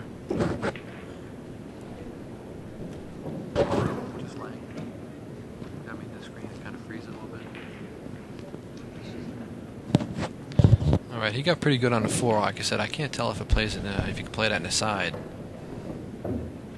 It might be tight, and again, that might be a mistake amateurs will play because they're afraid of playing it up in the corner. Exactly. Even though it's a small pocket, it's easier to make. I know. Because that side pocket, forget about it, man. Both of those points, they'll come up and bite you real quick. Big and if time. he plays it right in the side, right in the corner, you can roll it straight up and get naturally on the 5. You see, it's so much easier. Perfect. I mean, it's That's a what natural. people look on TV and think the game is so easy. That's exactly right. Wow, look at how easy it is. He's always getting the right position because he's playing for that. Now, he played a good 3-rail shot to come up on the 7. He's a little short. He's going to play another 3-rail shot. A lot of players might try and cut it in the side and hold it. Hold it? No. Exactly. Let that cue ball. ball. It has to go that way. Yep. It's a natural. Look at how easy. Exactly. If I held the cue ball up shoulder height with my hand and I let go, it's going to hit the carpet, ain't it? Yep. It has to. It has to. Playing the natural angle of that cue ball, the cue ball has to go around the table 3 rails. It has to. My old coach. So don't fight it. He always told me, he said, let Whitey do what he wants to do. Exactly. It's always best to try and use the natural position and a natural path Beautiful. of that cue ball to get where you want to go. And once people accept that and they can, grasp that concept that it has to go that way anyway, their game should increase. Should step up 2 levels right there. And Corey, as we're talking, Corey Deuel won that rack, and he's now 6-5 ahead of Dennis Hatch. And once again, we're here at the Super Billiards Expo, which is brought to you by Alan Hopkins Productions. Alan's been doing this event, I think, for 17 years. And that long? I think so. Wow. And if I'm not mistaken, it's the biggest and best pool event in the country. I know they have big events out in Vegas, but I've never been out there yet. Hoping to go. I would think the BCA would be a bigger event, but East Coast, this is by far. Nothing is bigger and better than this. 4 days of non-stop pool great. action. And what's kind of nice about this event compared to Vegas, Vegas is nearly a full week dedication. Right. You got to take off a full week of work, do whatever the case, whatever your life is, you got to take off a week. Whereas this, you got 4 days, you can leave on Wednesday night, show up on Thursday, and it's just a really, really nice event. It's a good event to play in also. Like you said, you're not committed for a full week. Exactly. It's a 4-day event, which makes it nice, you know, keep watching them break. If they break and leave the balls wide open, they don't have an open shot. Right. If they break and have clustered balls, there's really been no easy runouts outside of the first 2 racks. Exactly, and that's what I mean. It was kind of rare that you saw that back-to-back by 2 different players. Exactly. You know, you might not see that again for the rest of the tournament, especially playing 10-ball. I mean, I've only seen one person, which I was watching him play, Tony. He was down at Dennis Arcoyo 6-1, and he ran a 5-pack on Dennis in 10-ball. Tony who? Tony who you talking about? Tony, that silent assassin guy, you know? Silent assassin? No. Sorry. Do you have a picture of him? Maybe I might have a couple. No, okay. Because I'm drawing a blank. But you just don't see a lot of packs being run in 10-ball. No, not really. I mean, they do happen. Of course. And again, you can learn the break. Like people play the break in 9-ball. It turns out to be a pattern, almost a predictable pattern. You're playing shape on the 1 is what you're doing. Yep. Same with 10-ball. You're playing that. There's 2 balls behind the 1 ball for the side pockets, depending on what side you break from. And also you have the potential of the corner balls going around a table and coming back down. Those 3 railers, exactly. yeah. I see that happen a lot. You know. And if you can do that, you can put racks together. And now Dennis is stalking this table pretty good. He's got a good shot on the 2-ball. He's going to draw it back past the 4, I think. Well, he might go forward, but yeah, he's going to draw it back past the 4, up past the yeah, it's the 4-ball. He's going to play the 3-ball in the corner there. He might have to spin this softly with a little bit of right-hand spin to try and come straight up the table. I don't think it goes by the 6. Can you explain a little bit more on how to judge the amount of spin on these? Because you're talking about going rail first. No, I don't think he's going to play this rail first. This is just straight cutting I 3-ball with it's spin. straight cutting, just a touch of spin, so that this way he can come off that side rail. Unless he decides to power it and go to a different pocket, which he did. He decided to play the combination. 2 options. Yeah. Actually, he might. It's hard to tell from this angle if he's got a clear shot on the 4-ball. Yeah, I don't think the 4 goes. I could be wrong. No, Oh. You know, He shot that quick. very fast for a He combo. one-stroked it. Yeah. He missed. Guess what? He got fortunate. He's gonna get it back. That's our rules coming into effect again. Yeah, I believe it is. So he played the shot and he missed it. Left Corey nothing to really work with. Now it looks like he might see an edge up the 4. I don't think he's going to try that. I don't know if Corey would have given it back if he could see an edge, because that would be an easy safety behind your 10 or 9. No, I don't think it's going to be an easy safety. If he could see the edge, I mean. Well, even if he can see the edge, that wouldn't be an easy safety. I like what he's doing here because he's going to hit the 4-ball and he's going to give himself a good chance to get stuck behind. Well, he hit that kind of hard. I thought he was going to hit it a little softer and try and get stuck behind the 5 and 6. But and again, he hit that one kind of quick. He did. He just kind of like went in there. Yeah. See, apparently the 4-ball does look like it goes in the side. You might be able to sneak that in there and get positioned on the 5 in the same pocket. 7-ball's a little tight. Doesn't go past the 9, I don't think. He's got to get almost straight in. Okay, we're getting some feedback from you guys. We'll try and get those cameras to stay put a little bit more. We'll try and keep that one image on the table. I like switching back and forth so you can get a better angle at what's going on, but we'll try and keep that one camera angle stationary for you guys for a little bit. And again, if you have any other comments or questions, please don't hesitate to speak up. You know, I mean, we're here for your benefit to try and make it more enjoyable for you guys, so.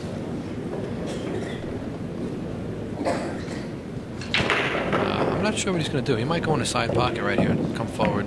Yeah, it was a tough cut, but it was a natural position. Those are so tough to see. Again, amateur would play it in the corner because it's almost straight in. Exactly. And lose position on the 8. Perfect position. Yeah. He's just going to stop this right here, I think, and play the 8 in the upper left-hand corner. See, I was wrong. Again, he decided to roll it up. They're playing all backwards for us right now. Yeah.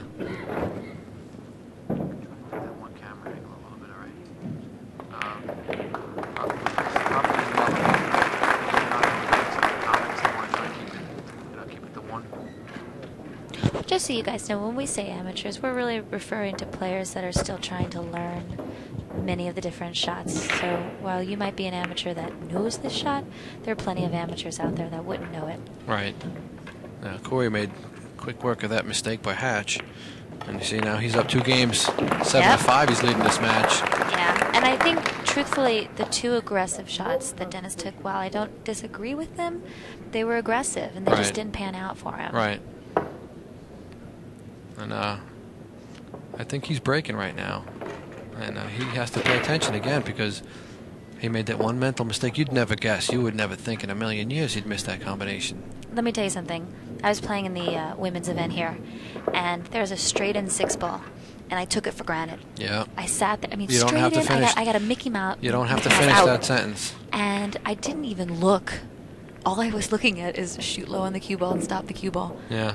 And it punished me because I did not pay attention. You have to focus on every single one of these shots or they will punish you. Yeah, those are the ones that come up and bite you. Yeah. How many times have you seen a pro and they miss this hanger and you're like, how did they miss that ball? Yeah, It's because they disrespected the shot because they thought it was so easy. I can't miss this. They didn't focus on the task at hand. Exactly. And that's what I tell people, you know, you got one job to do. Mm-hmm. And if you don't execute that job over and over and over again, I know. Guess what? You know, mistakes happen. Exactly.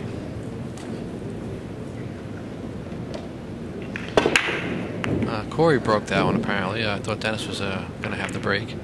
And he almost looked like he played a soft break. He didn't really hit that one that hard, right? I think he was having that cue ball come back to the back rail and then bounce out again, and he definitely hit that softer. I think he was getting locked up behind a ball, so he was taking a chance at maybe not having the cue ball fly back so much and hitting it so hard. Right. All right, now Dennis does have a combination on the 1. Mm-hmm. Trying to get a score. The 8's hanging. I'm going to send Gail out on a mission again to try and get some scores. I know Sharpshooter's really interested in this Deshane match, so I think Deshane is up 7-5 against Sean Wilkie. And if you guys are interested in any of the other matches, please feel free to ask, and I will try and get some updates for you. You know what he tried to do? He tried to play the 1 off the back of the 8. Oh, yeah. Like a carom? Carom, yeah. See, he just pointed at it, and he couldn't believe it didn't hit the 8. So now Corey has a shot. I don't know. It's hard to see from this angle if he's got a clear shot at the 1 ball, but you have to negotiate between the 2 and the 8. Yeah. And what's tricky about this shot, he's going to have to come off the right side of the 1. Mm-hmm. Which means he's going into the 8. Right. Now, how is he going to end up after he hits the 8?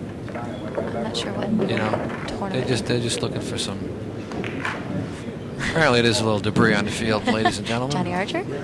Yeah.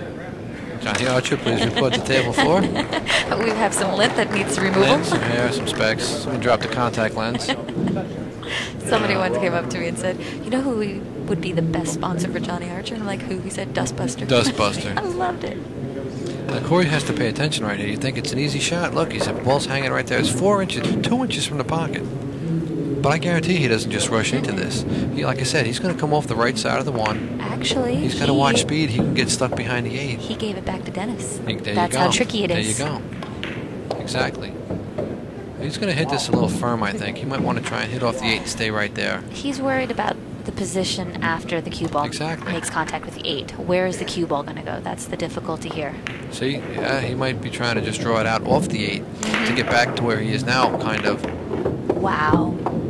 You know, I was going to say, I don't know if that was a good hit, actually. Nope, Corey's coming back to the table. Yeah, see, he hit the 8 first.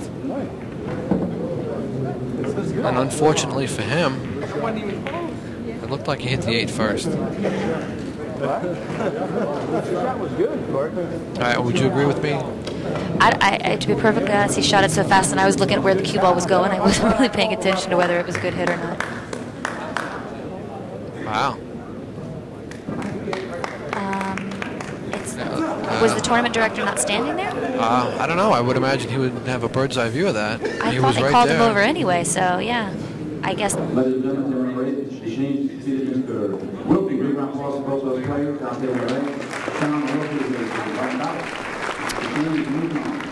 Mike Deshane just won his match against Wilkie. Sean Wilkie.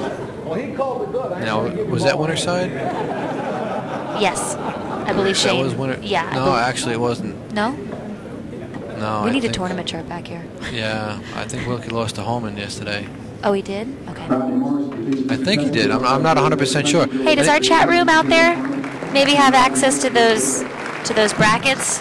Give us some insight on whether or not the Deshane match was a one-loss side match or a winner's match.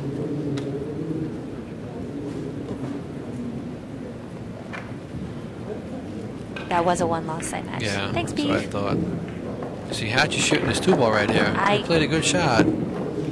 But I think he might have been fortunate right there because from our camera angle, I think he might have nudged the 8 first. It looked like he hit the 8-ball first. But I thought they had the tournament director over there. So I thought he was thinning. Anyone else out there in the chat room catch that? Because we couldn't really tell from here, but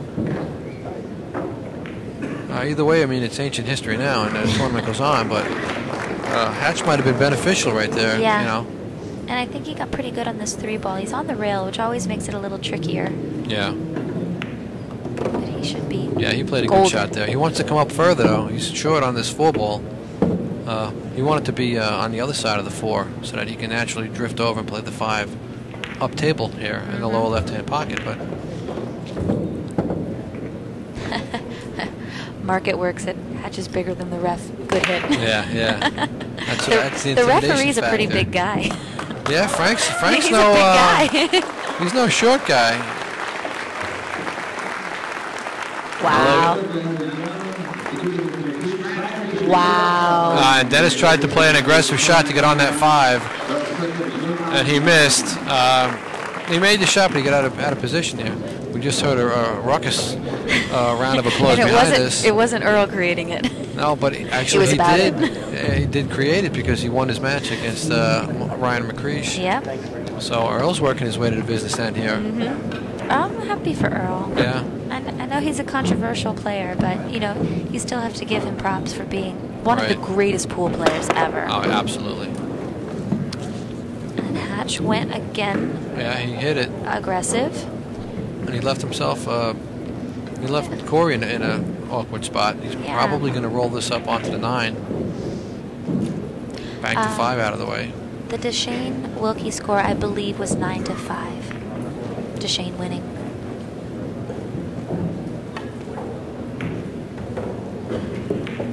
Yeah, he's probably going to roll that up. But again, he's going to think about it because it's late in the match. Right. Corey wants to capitalize right here and get this game because that'll put him on the hill. No wiggle room. But Mr. Hustler, Earl just won his match. Yeah, apparently that was a good hit, I guess. We were watching it, and I saw Frank's head walk past after the shot, so he must have been right on top of that. He must have been watching it. It's hard to tell from here. From the angle we had, yeah, it must have been difficult to watch that. Look at those stats by Corey Deuel. Wow. 934. That's impressive. Those stats are provided to you by ProPool.com. And shooting a 934 at 7.5 score, that's intense. Yeah. And aggressive. He tried to play it. I'm surprised when you're up. I'm surprised he would take that chance. He's normally much more conservative. Yeah, he just didn't like the roll up, trying to tuck him underneath that 9-ball. Yeah. I don't think that provided him the best opportunity. He figured if I want to shoot it, he's got a good shot to get out and get on that 6. But now you've left Hatch the opportunity that he's been looking for. Oh, absolutely. Big mistake by Corey Deuel right there. Especially giving Hatch a chance to get back to the table. Yep. And pull within 1 game again, you know. Hatch needs to close the door here. Well, he needs to keep his foot in the door so it doesn't get closed on him. You know, he's got to take advantage of the mistake Corey just made right there. I'm not sure who's breaking next. What's the score would be 7-6 odds? Yeah, it'll be 7-6. I think. And Corey won the break, so that would be Dennis. So Dennis has the break then. Wow. You know, 2-game swing right there, possibly. It's gonna put this game in a whole new perspective. You know, race to 2. Good shot by Dennis right there. He made quick work of that mistake by Corey Deuel. And I think he's gonna take a second to make sure he puts this 10-ball down because he absolutely needs this rack. Perfect. Dennis Hatch now comes within 1 game. He's trailing 7 games to 6 against Corey Deuel. Dennis has got to be thrilled right now. Oh, he's ecstatic. He can't believe he went from being in a positive position shooting the 4-ball to being in a negative position where he got left himself. Exactly. To win the rack. You know? That was a very, very, I mean, like you said, I don't know that Corey really had many other options on that shot, but for him to take such an aggressive shot, I was really surprised. No, I guess he felt that, you know, he's got a chance to play a good shot. The shot was tough, the safety was tough, and if he goes for the shot and he makes it, he's on the hill now. Right. And Tony always said, if you're at 50%, what are the shots good or the safeties? If both of them are hard, go for the shot. Yeah. The shot will give you a chance for the win. The safety won't necessarily give you a chance. Exactly. Might increase your odds a little bit because you're looking to get ball in hand again, but... Some people asking in the chat about Tony Robles. Tony was knocked out of the tournament yesterday by Chris Bartram. He lost to Archer on the hill the first day of the event, and the next day he lost to Chris Bartram 9-5. Yeah, I'm telling you, that Chris guy plays pretty good. He gambles a lot, doesn't he? Yeah, he's a road player. Yeah. He plays big matches, and he's well equipped to handle the pressure. And wow, Hatch cannot be happy about that. He scratched on a break. And he switched. He switched to the rail on that break. You know, both of them are trying to find a comfortable break. They thought they had it after the first 2 racks, and nothing's really been going well for them ever since. So they're trying to find their comfort breaking zone. Right now, this is an interesting situation right here because Corey Deuel potentially has a 110 combo. Oh, I see. Yeah, you're right. Now the 5 and 3 are kind of tied up, so he might opt to play the combination right here. And a lot of players wonder why sometimes people will take a combo shot that's, this is a lot of green. Right. You know, sometimes a player will a blue. I keep saying green. It's just a common term. But a lot of times they'll take the long combo shot. But that is because the 3-5 are in a nasty place. Exactly. And breaking them up, there's not really an easy way to break it. He might break it up with the 1-ball here and shoot the 2-ball. With a good position on the 2-ball. But a lot of times they'll take the combo because the table is not a run-out table. Right. And if he does play this combination, he might opt to play rail first with the cue ball. Rail first with the 1-ball. That's a very good point. Only because if he misses it, he won't leave the 1 hanging. Oh, no, but you can't with the rules. Because if he calls the 10. Yeah, but if he calls the 10 right, if he misses it, let's say, Corey Deuel will have the option to let him shoot again. Exactly. But he won't leave it hanging. In case he does miss it. If he plays it straight on, he can rattle the 10 and leave it, still leave another 110 combination. Right. But he's pretty straight in. You see, and he played it, and he missed. Unfortunately, it puts Dennis back in. But Dennis might choose to let Corey shoot this again because he's kind of safe. It's always so hard to tell whether or not you can really see the ball. Yeah. Looks like Hatch is shooting because saw that right-handed bridge come in. Yeah. That was Hatch. Well, we just heard over the loudspeaker that Thorsten beat Alapina, so Thorsten will be moving on.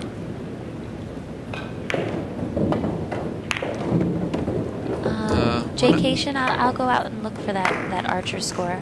I think Archer's actually he's playing Pinagar. So I'm gonna check out that score for you guys. I'll try and get all the score. All right, we'll send her out. Maybe she's out. She can pick up a sandwich or something. Or some coffee. Some coffee or a sweater or something. It's a little chilly back here. We're in the ice box, and right there, you made a good shot to break out that 3-ball. You might have a shot in the side pocket. That was a good shot right there. Getting on to 4-ball is going to be the issue for him. And I don't know if he's going to play it. He might try and sneak up underneath the 9-ball. But he decided to play up underneath the 5. It was a good shot. He didn't really get there. He kind of nudged the side of the 5. Leaving Corey a kick at it. And he actually can see it looks like the left-hand side of the 3-ball. So he's going to look to see what kind of save he can produce by hitting the left side. He doesn't want to scratch. He might hit it hard to come three rails around and get up by back up towards where the 9 ball is. I mean, he hit it full. He had a good shot to hit it full, and he got lucky there. He put it behind the 7. That rolled out pretty good for him. And in the process, he kind of tied up the 6 ball a little bit.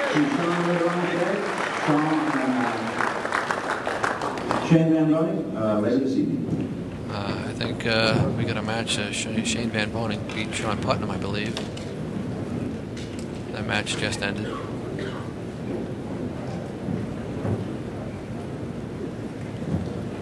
And right now, Hatch is plotting out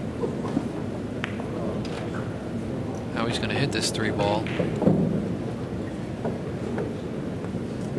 He's going to kick at it. He's probably playing safe, although he's got a chance to pocket it. I don't think he was playing that. He played off the proper side. And I think, unfortunately, he did leave Corey Deuel a shot.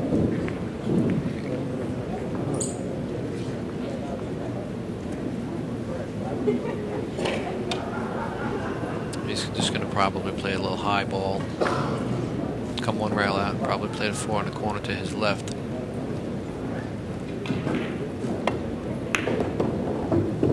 Yeah, that was a good shot. Now he's got the angle he needs. He's just going to draw this a little bit of right-hand spin and come down for the 5.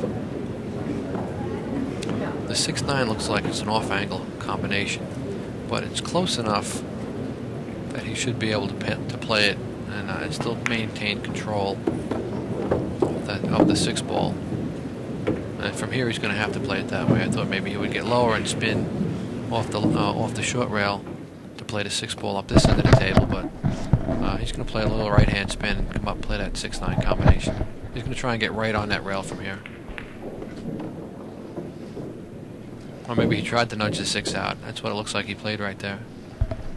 Which would have been a good shot. I was out in the arena and I saw Corey miss a 4 ball, 3 ball? Just in Dennis? this rack? No, I saw Corey miss it. I must be watching a different table here because I can't recall the shot he missed. I think he missed a 3 or 4 ball. Anyways, Dennis jumped out of a chair. Eager. Oh, he's eager, all right. He's got to get 1 game back to tie this match up. And this is going to determine right here. Corey Deuel's got to make sure he hits this. Ooh. Bet you he didn't call that. No, that's unfortunate. Now he does leave Dennis a hit. I don't think Corey's going to get back to the table here. He didn't play that shot. He obviously didn't play it. No. I have some score updates for everybody. All right. Archer is leading Pennegar 5-2. Shane Van Boning just defeated Sean Putnam 9-6. Mike Davis is winning against Marlon Manalo 7-4. And I saw some of the lovely ladies showing up to the arena. Oh, for their match, that 3:30 match? I saw Megan Smith and I saw Liz Ford out there getting ready to go. Yeah, nice. That ought to be a good event. Dennis played a pretty good shot there on the 7. He knew he was going to go into the 8, I think, and he got somewhat unlucky. He's got a shot in the side pocket. He's going to play that, and all he has to do is make it. You know, I think he's just going to play this with a little bit of bottom, no side spin, and just stop right here for the 9. He's got plenty of angle on the 9 to come right on down. To get back on the 10.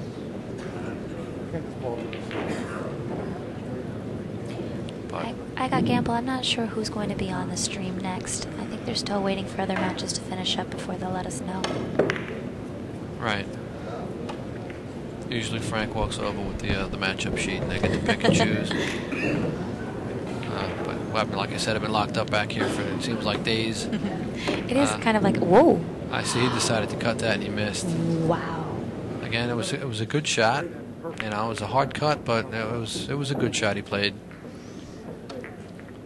And now he leaves Corey Deuel a good opportunity to get on the hill right here. Absolutely. And you know, Corey Deuel jumped out of his chair. He probably did. Jump out of your chair that fast, you're going to hurt something. But he'll play this bottom left. He's just going to come 2 rails, maybe 3 rails, just above the side pocket. Probably between the first and second diamond on that side rail. Good shot. It's always such a pretty shot to watch. Yeah, right between that first and second diamond on that side rail. Yeah. And he's dead straight on the 10. He's absolutely going to take this game, and he's going to be on the hill first. I bet you anything Hatch is very upset that he missed that cut shot. Well, we're going to step out and pay some bills real quick. Oh, do a nice. quick commercial, so you guys don't go anywhere. We're going to be right back. Since 1975, McDermott Cue has consistently raised the performance standards for what billiard players expect from a high-performance cue. Introducing the highest evolution in shaft technology. Our new G-Core shaft features a triple-layer design which reduces vibration and minimizes shaft distortion. The patented Intimidator iShaft series incorporates a full-length carbon fiber core that results in the most radical consistent shaft on the market, from our ball-breaking big boy shaft to the surgical precise i3 shaft.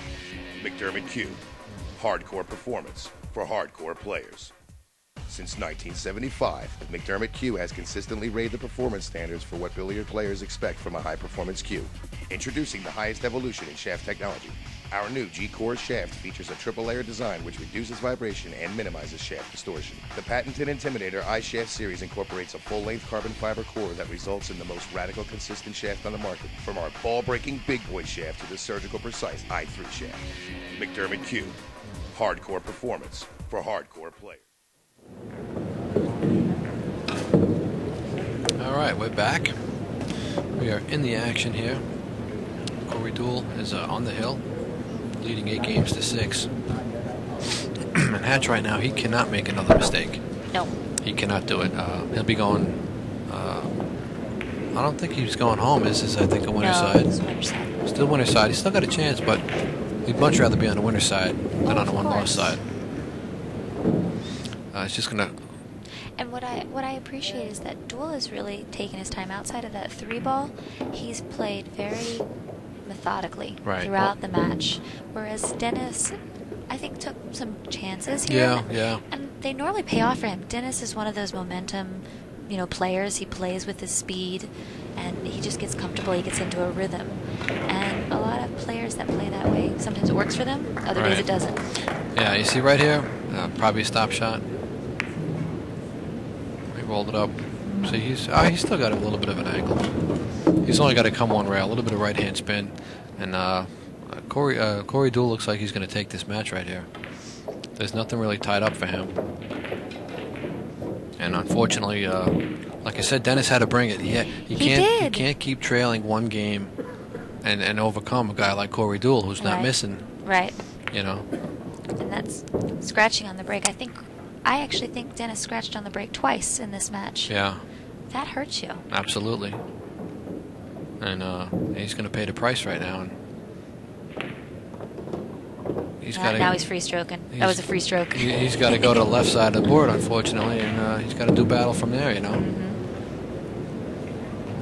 But that's all right, though. Dennis is used to that. Yeah. He's no All quitter. Of these players he's are. no quitter. None of these players are afraid of the one-loss side. They just appreciate and prefer the winner's side. Yeah, it makes it so much easier. But again, he's got tons of fight left in him. He ain't going nowhere. That might force him to be more determined now. Exactly. He's gonna come back more determined to win this event. I mean, we've had our upsets. Ginky beating Mika, Marlon beating Ginky. Right. And there it is, ladies and gentlemen. Corey Deuel has just taken the match against Dennis Hatch. He moves on. Dennis Hatch, I believe, is still alive in the event, so he'll be back later. And Corey Deuel, how do you miss Corey Deuel's performance? He's high 900s, 930 something. He played flawless, and he deserves the win. It was a good match for both players. Yep. Unfortunately, Hatch just made 1 or 2 errors at the wrong time. Aggressive like I said, shots, and they just didn't pay off. Exactly. In the beginning of the match, you can afford to make 1 or 2 mistakes, and towards the end, you can't do it. You don't get a chance to get back to the table. And at this level, the break is so crucial, and the fact that Dennis scratched on that break when he had the chance to go 7-7. Exactly. Huge mistake on his part. All right. Well, I want to thank everybody for watching. I hope you guys learned something. I hope it was enjoyable. First off, we're going to take a quick time out. We're going to, like I said, we're going to regroup. We're going to, put some beer on ice, so to speak. We're going to get ready for the next match that's coming up. I'm not sure exactly what that's going to be. I know they are going to be doing a ladies' event. They might have some streaming coverage of that. So it's going to be a great day for pool. If you guys aren't sitting in front of your computer right now, stay stationed there. You need to get back there and make yourself comfortable, because we got 8 more hours of pool coming to you today. Lots of action. Don't go anywhere. We're going to be right back. We're going to take a short break, and we'll talk to you guys soon. So stick in there, okay? Hang in.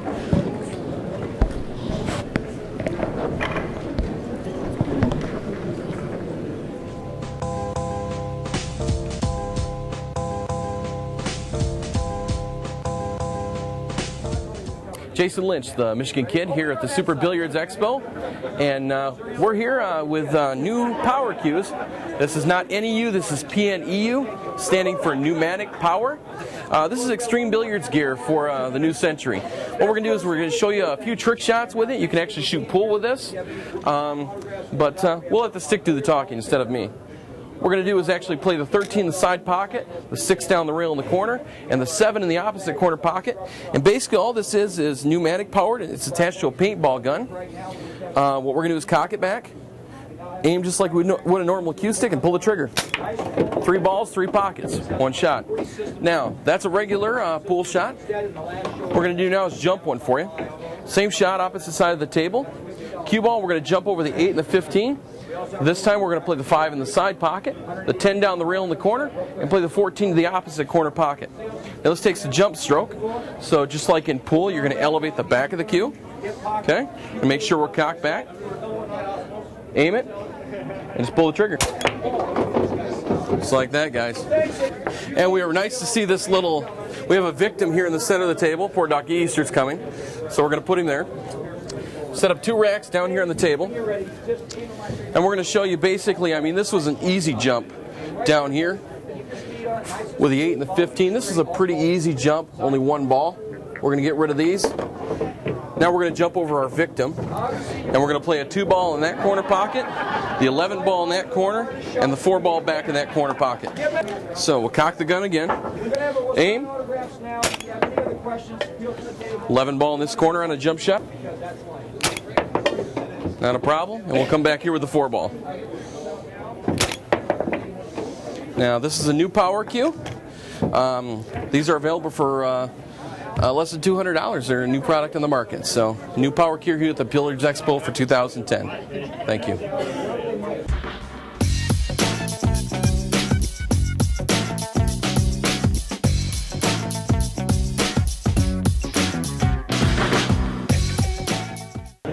First off, these tables are a 1-piece slate.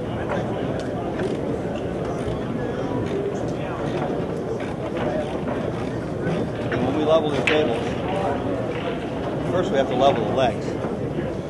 So inside the legs there's a slot, and the legs are hollow. And we reach in with a wrench and we spin a nut, and we push a wooden block out of the bottom of the table to get all 4 legs the same height as each other. And once they're all the same height, then each rail section has 3 wedges built in underneath the slate. And that's what I'm doing right now, is adjusting the wedge to the soccer ball. I can reach a nut underneath the screw of the table. We can level the slate with the top on the table with all the weight on it. Okay? Most pool tables, you level the slate before you put the top and put the cloth on there. And then when you put the top on there, it's so heavy you clamp it down and you're crushing the slate back down. Then all that work you did leveling the slate's gone, and you have to level it even some more after you finish. So we put the whole table together first, and we level it after we're finished building the table.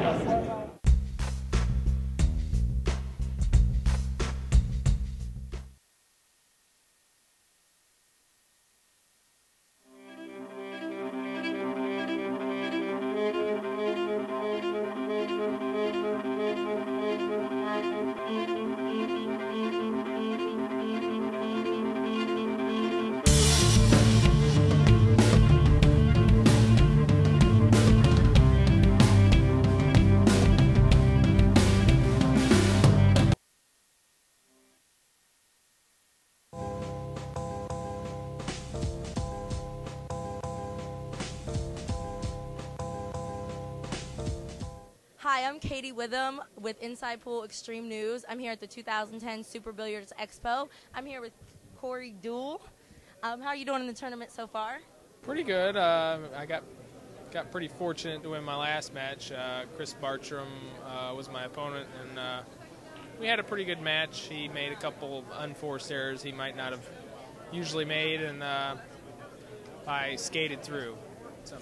So how long have you been playing pool? That's what I like to ask everybody. How long have you been playing? That's a good question. I've been playing, I guess, 16 years now. Wow, that's a long time. That is. And I imagine you love it. It's passion, your passion, yeah? Very good game. I like it, yep. Yeah.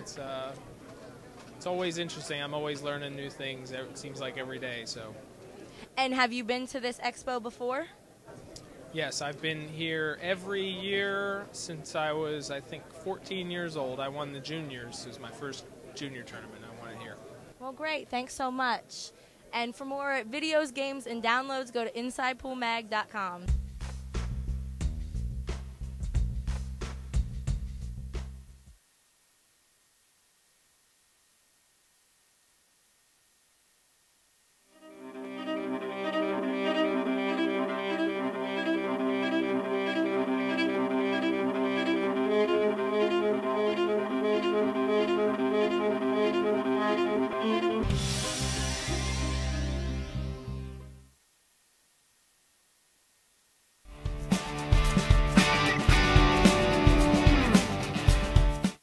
Four balls under 1 second in the side pocket.